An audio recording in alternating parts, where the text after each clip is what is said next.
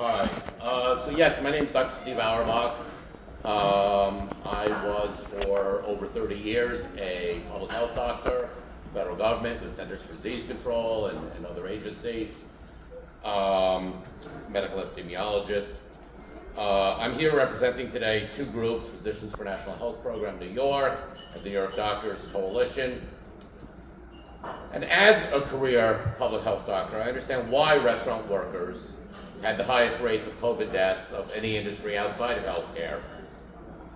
As a public health doctor, the exposure risk that you in the restaurant industry had is obvious. The work is indoors, close exposure to a continuous turning over stream of the general public. But even more than other workers like healthcare workers, those of you who are at subminimum wage have a unique additional risk. That's the language we talk about in public health, about risk factors, risk exposures.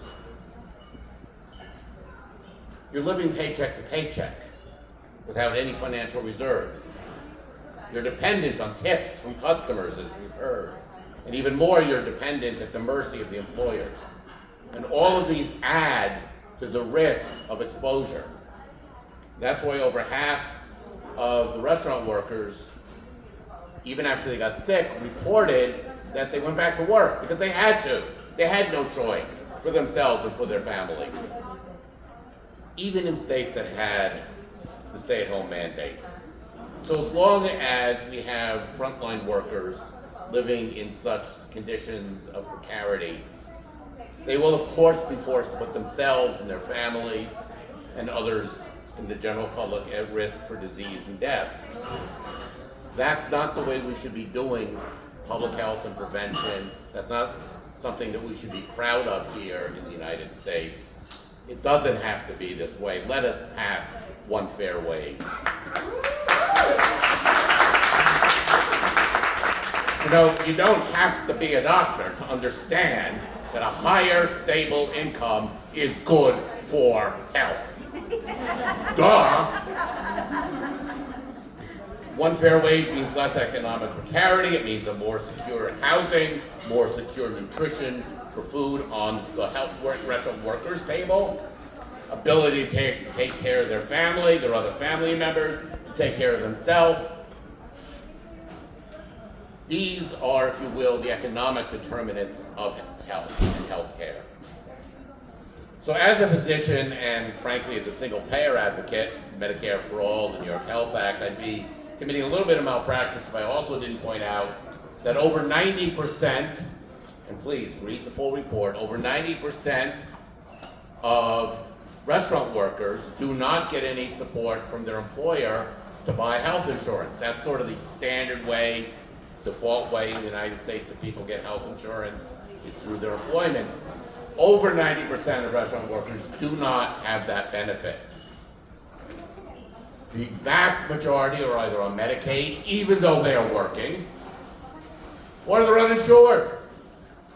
Because unfortunately, paying out of pocket to buy, even on, say, the ACA exchanges, is too expensive for somebody who's earning a sub-minimum wage. Heck, it's too expensive for somebody earning the regular minimum wage.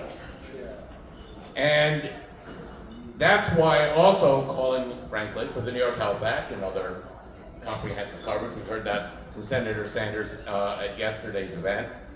So that everybody in the United States, everybody living in the United States, has guaranteed coverage, healthcare coverage all the time, just like they do in every other rich capitalist democracy around the world.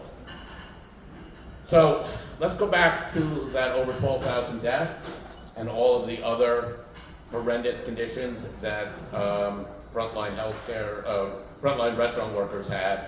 I should mention my wife's a family physician in the Bronx. In the first week after the shutdown, she had 3 long-term patients in her practice die, who were frontline restaurant workers died. She had an additional 3 that were MTA workers, as you might imagine, another high-risk group. The restaurant workers, multi-generational. She had a parent and a child die within 1 week. I can't imagine the tears of those families. I know the tears at home. from their doctor, my wife. So, I'm sorry, just remember that for a moment. For all these negative statistics, you know, the 7 states that don't have the subminimum wage did better than New York State. We like to think of ourselves as kind of like a peer state, let's say California, Minnesota, etc. Well, we're not. You know, those states never had this legacy that we have in New York, this inhumane legacy of slavery, racism, and sexism. And as was pointed out, obviously, those other states, you know, I did some residency training in California. My daughter lives in Minnesota. Guess what? Those states have restaurants. Yeah. They manage to have restaurants, even with a regular minimum wage.